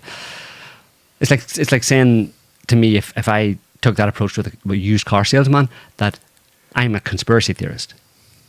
You can accuse me, you can condemn me for being a conspiracy theorist because I think the used car salesman is going to, it might screw me over. So why can't I apply that to people in positions of power who effectively are kind of like glorified used car salesmen, politicians? You know what I mean? Why can't I apply the same logic? You can, because you see them as that, but most people don't. But why don't people see them as that when you have all of this evidence? Because they don't look at the evidence. They're fooled by the arcane language that projects an aura of all-knowingness and certainty and absolute. We have the facts. Yeah. Fauci, I am the science. Yeah. You know, it's that conviction projected out, and it's just bamboozles most people. But on any of these people, if you look into their history, you can find evidence that... If you look into their history, but you have to have a doubt first. Right, so what's missing is... If you have a misapplied sense of faith in it, then there's no... Yeah. So it's like walking into the Amazon jungle and thinking the Amazon jungle's wonderful. I'm just going to go in my underwear and spend a few weeks lying on the floor. You know, the pixies will come along and wash me every day. That, you know, it's like, and I'll just eat some mushrooms and stuff, and I'll talk to the animals and stuff, and it'll be fine. And your first night there, you're like, you know, devoured by a crocodile or whatever, and you learn the hard way. I mean, really, what world do those people live in? They live in an ultra-safe world, in a global archipelago of globalist entities. They don't live in countries anymore. Most of these people don't have... They go from one place to the next within it's all homogenous, it's all safe. It's all electric scooters and Wi-Fi. Right. Sanitized. So any intimations of unsafety, of jungleness, have been bleached. Yeah. That's not actually true. They know themselves that when they step out onto the street, they could be mugged. So they are actually keeping some semblance of self-protection and self-awareness. But much of the cortex, the front part of the brain, is just utterly pacified with safety. And of course, they grow attached to that safety. It becomes normal to them. So when the government hits them with the safety values, safety, this is all for your safety, they will naturally, in quotes, value that over liberty. It's easier as well, right? I mean, from a homeostasis point of view, we don't have to do anything, you have to worry about anything. You're going to choose to believe that everything is fine. Path of least resistance has been made for them, yeah. And they just go with the flow. Yeah. No, I just said that because it struck me that everything we're saying, all of our takes here on these things, are informed by something. And we haven't maybe been explicit about what it's informed by. The foundation on which, you know, our worldview, if you know what I mean, and where that perspective comes from and why we have that perspective and the evidence for that perspective, you know. Because we can talk about all these things and we talk about them as if it would be natural for anybody listening to agree with us. But it's not, depending on your broad worldview, you know, what you're standing on, you know, where you're looking, what you see, you know. Because there are people listening to the show who see the world in a very different way, and they're going, conspiracy theory, no evidence for that, no evidence for that. And there isn't if you're not looking, you know, or if you see the world from a very, like we're saying, sanitized point of view, where the authorities take care of everything. They're well intended towards us. They're just trying to do our best. Things might be difficult right now, but the powers that be and the scientists and the science is all really, and we can help. We're the supporting crew. We can clap. We can go out every Thursday evening at 6 o'clock and clap for the NHS. Clap for the science. They'll be clapping for the climate soon. Clap for the climate, or clap for the climate scientists. Yeah. Clap for the wind turbine makers and the Chinese solar panel makers. You say you're not going to go along with it, but we'll see. We'll see what they've got next. I mean, they came pretty close to forcing. Like they articulated a number of times, we're about to start pinning you down and making you take the shot. They pulled away from the brink just before because of geopolitics intervened, Russia's invasion of Ukraine. But they'll be back, and they have stuff lined up for the planet, or else. You can sit on the sideline as much as you can, but it's going to get, this place is going to get, ironically, it's like Guterres sort of pre-announced, it's going to become unbearable to live in this place, I think, psychologically more than anything. But because they'll have caused it, not because it's objectively happening, they're going to make it unbearable for you. No, they're not. They're going to try. They'll try. They'll try. Depends what unbearable the question is the perennial question, when does that just... One man's unbearable is another man's adventure or challenge or having a laugh. Yeah. Go on, do your UFOs. It's a bit late for that. I want to ask first, did France quietly bomb Niger this week? No.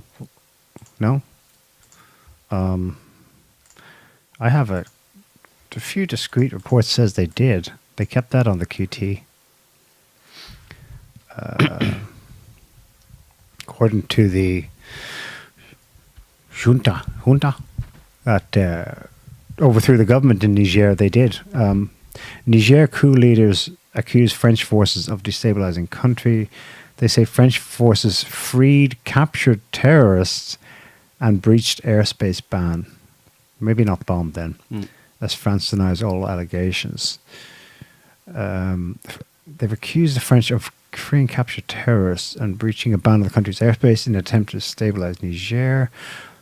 Soldiers from the country's blah, blah, blah, they seized power.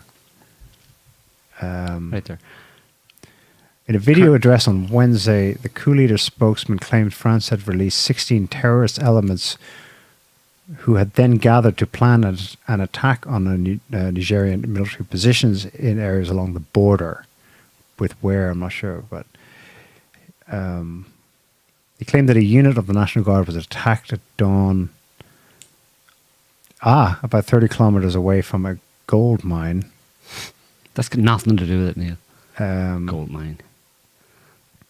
They just love the Nigerian people. They don't want gold. France's Ministry for Europe and Foreign Affairs rejected the accusations. It said its aircraft movements were part of an earlier agreement with the Nigerian forces. Yeah, like before the coup happened. That doesn't count. Well, it said French troops stationed in Niger were there at the request of the legitimate authorities, which they're hanging their hat on. You notice that there's a bit of a back and forth as to whether Washington will declare this a coup. This brings him back to 2011 and Egypt. They were unsure whether to declare the I think it was let's call the first one a genuine democratic revolution for argument's sake, the Arab Spring, and was maybe in 2012, the year after that, there was a counter coup where the military elite mostly, that brought the current leader, forget his name, back into power, and Washington was like, "Oh, do we call this a coup or not?"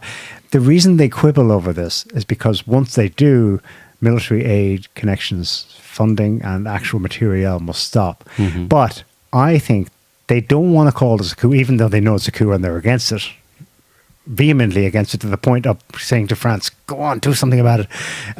They don't want it because they need the material to keep flowing in to people who are still loyal to them, not least some of these freed, no doubt, jihadi ISIS types.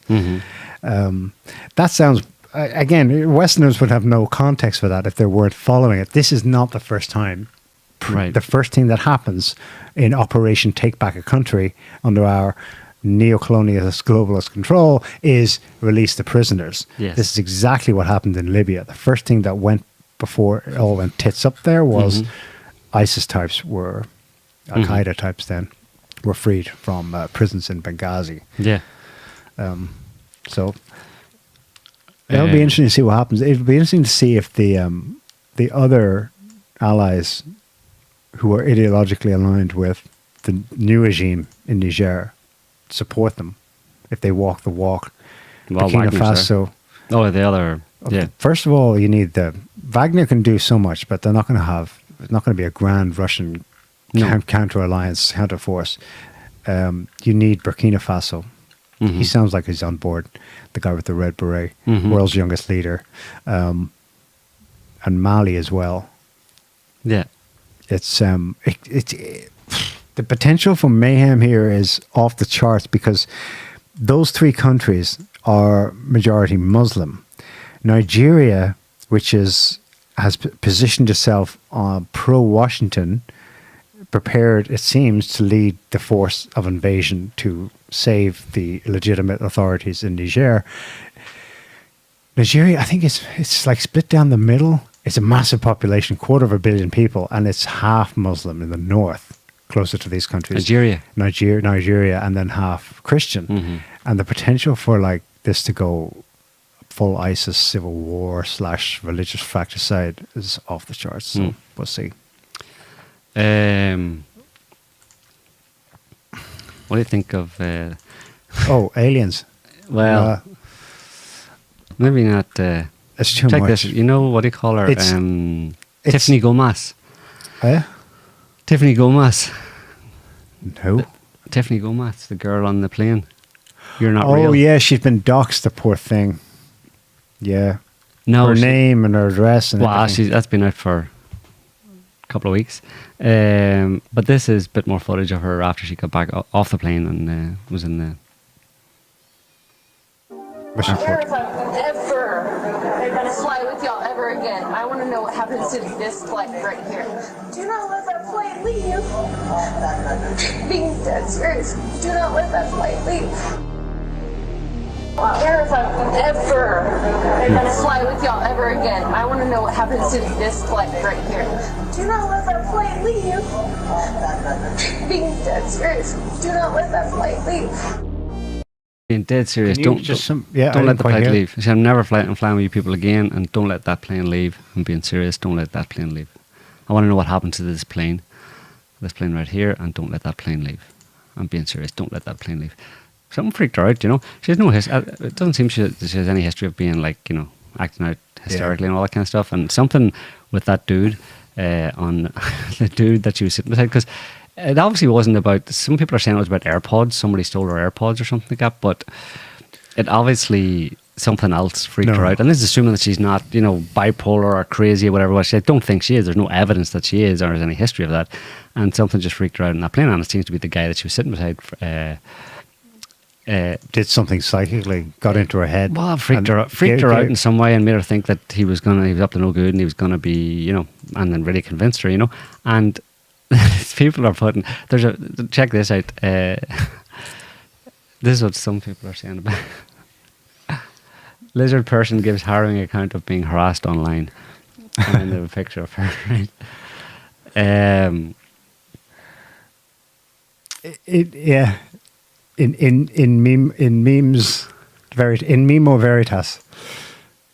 So possibly, yeah, or something approaching Veritas. What I find interesting about that is that there's been there are so many videos over forever of people doing crazy shit on airplanes, freaking out, fighting, shouting, screaming, wanting to Panic get off, attacks. wanting to get off. But this one video, and because of what she said, maybe that guy back there is not real. Maybe it was that, I don't know, but there's something about this that made this It rang true for people. I don't know, but in what way? What way rang true? I don't know. There's something about it that That's what I pinged mean. with them that makes. I wouldn't even say that it rang true, but there's something even more subtle about it. I don't know, that whatever the cause is that made this become such a, and made her People become didn't such a just celebrity. dismiss it. Oh, it's another crazy woman. Yeah, They took her seriously. yeah, because Why? yeah, it's strange, very strange. Anyway, Yeah, I've been reading a book, the alien thing. It's like you said when we discussed it briefly, the recent hearings, the whistleblower David Grush, you know, for us who've been reading about this since the 90s, it like, we're bored to tears. It's like, and I think I figured out why it does, because we're way beyond the debate as to whether it's real. The debate now, the question that ought to be asked is, I mean, the fucking overwhelming evidence of interaction of something. There's some phenomenon for sure, okay? The question really is, what are they doing here? What do they want with us?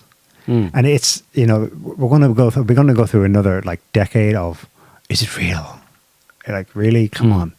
Anyway, I've been reading this book that blew me away because it's so detailed and it's so old. It's 1998, The Threat by David Jacobs. And this guy was a historian, academic, maybe a teacher at a college. And I don't know how he came across the topic, totally by accident. He says he never set out to study this, but maybe he had an interest in the official reports of sightings, you know, over military installations, blah, blah, blah. But he moved quickly from sightings to interest in abductions because he's like, well, what's this about? Okay. The image people have in their head is usually of the earlier abductions, the Betty and Barney Hill case, where in broad daylight, they have conscious recall of something that happened to them. They're driving the car down a deserted road, strange light, craft. They're in it, maybe a bit of missing time, but they have memory of a craft, and then they're back on the country road in their car. That's the classical one. Anyway, this guy realized that there were people in the 90s, in his contemporary, in his time, who were having odd things happen to them.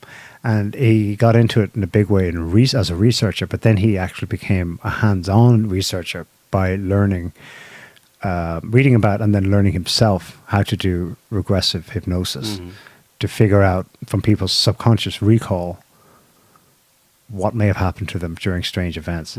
He ended up with a huge body of data, which he then, from something, he whittled it down to, he did like 700 either individual people or individual regressions, because in some people there were multiple regressions. They'd have to come back for sessions, and he would be doing it because he would be testing.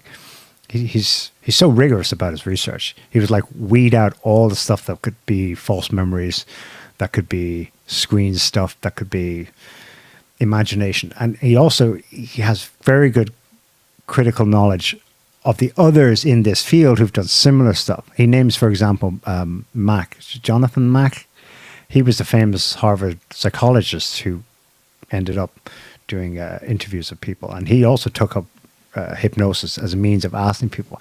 And he criticized Mack. Bless him, he was killed tragically in 2002. He did great work in his own field, but on the hypnosis thing, he was like, Jacob says, look at how he went about asking questions. He would be leading.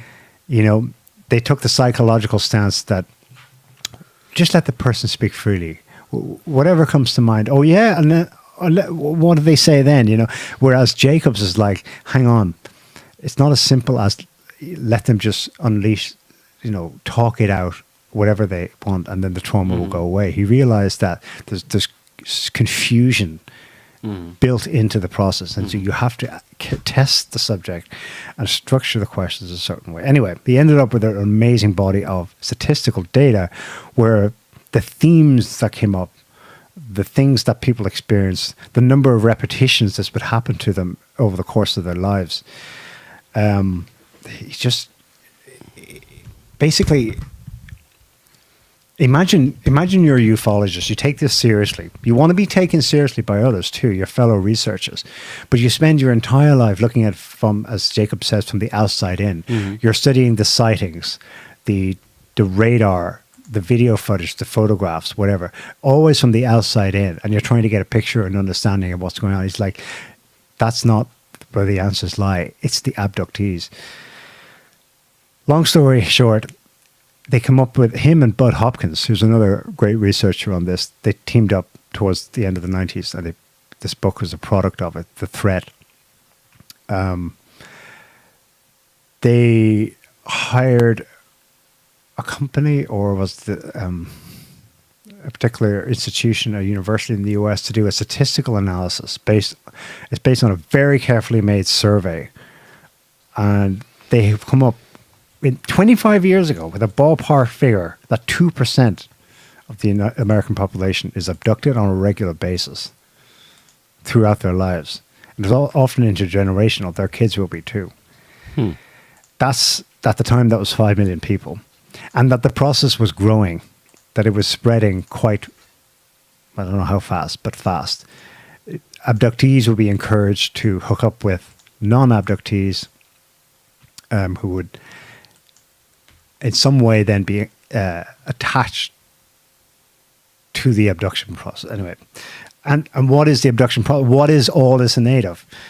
Ultimately, he says it's a gigantic breeding program in which human DNA or the human body, especially for women, of course, is useful for some kind of breeding program. Now, this is where it gets weird because it's not literally physical. Obviously, human 3D women are not giving birth to aliens or even hybrid human aliens.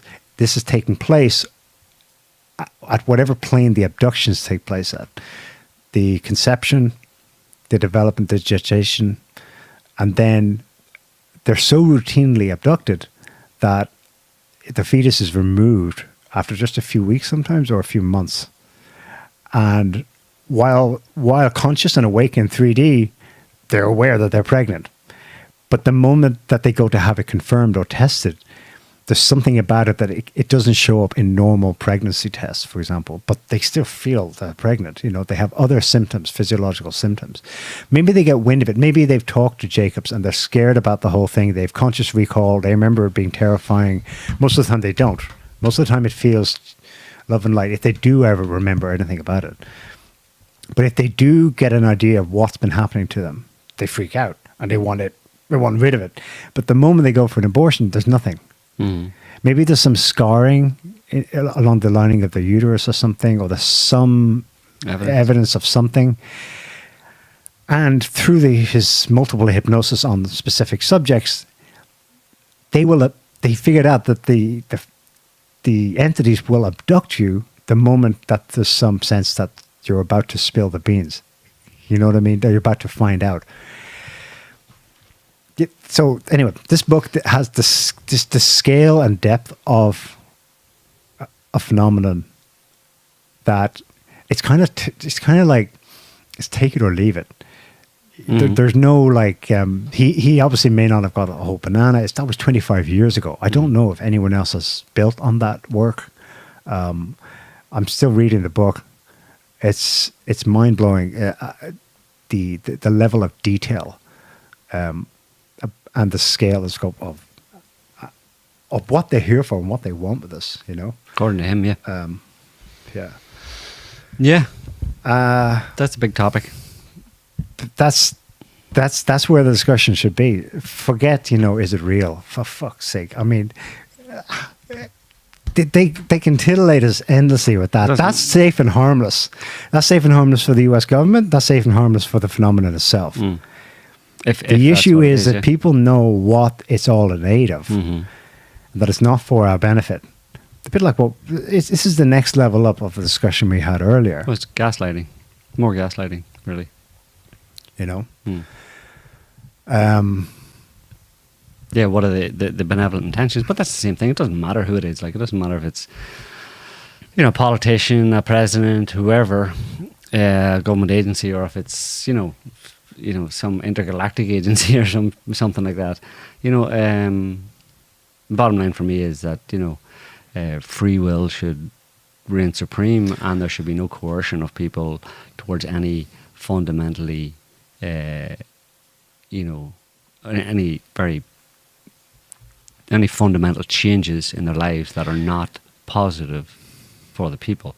And that comes up in the sessions over and over. The people involved, like, I did not ask for, like, this is outrageous, you know, but they do these mind games on them where and sometimes it may be truth to it, where they're like, but multiple generations of your line before, you have always been, you know. You've always how true is that? Is that a lie? Is that a bid for you to believe? Maybe, but like it all sounds so much bullshit. Like, I mean, I don't know. Yeah, even just on that point, like if someone tells me, you know, oh, you know, you're being abducted or whatever because your grandmother, she didn't complain. It's like, dude, is that meant to be like a solid fucking? Is that meant to convince me? You know, I don't care what my grandmother agreed to, you know. Yeah, no, it's a complicated topic, and yeah, I don't know. At some point, it'll be appropriate for us to kind of delve into it, I suppose. But I don't think. Well, the guys on Truth Perspective interviewed Jacobs. I'm not even sure if he's still alive, but they interviewed him in 2016, so he was still alive 8 years ago, 7, 8 years ago.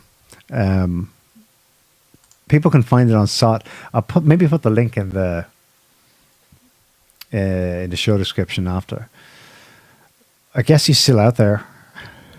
No pun intended. Yeah, it's not a video show. It was pre-podcast days. It was just an audio interview. I just should get him back on. I couldn't. Yeah. I still can't wrap my head around. He was so diligent in his compilation of data, and it shows other things like breakdown by age and stuff. There are certain patterns to it that are the way into how he makes deductions. He has a super mind. He deduces things carefully. There's no like this isn't ufology with a smattering of a new age, you know, where you take leaps.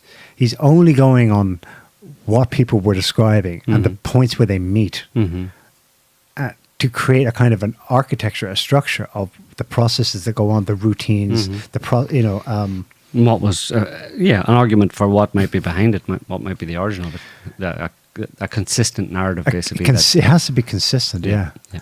And sometimes some of the abductees were like were curious, and they recall extended conversations. Those are rare because the greys typically are like, we'll say, just the minimal. But then there are other taller types, some that are Nordic, human appearing, and so on, and they will give extended explanations. And then there are mistakes. You know, this isn't an ubiquitous control system that never has cracks. There are obviously mistakes where they give away too much, or they lead you through a corridor that you're not supposed to have seen, and stuff like that. Again, though, in his methodology, if one person just gives a fantastic description, that's not enough. He'll keep it in mind, and he was filing it away, but it was only when it was corroborated here and here and here that he would mention it. Yeah, well, we might get into it at some point, but we'll have to wait and see when the time's ripe. Anyway, we'll leave it there for this week, folks. Thanks for watching, listening. Hope you enjoyed it. And thanks to our chatters for commenting, etc. We'll be back next week with another show. So until then, have a good week. See you later. See y'all. Bye. Can't stop the signal now.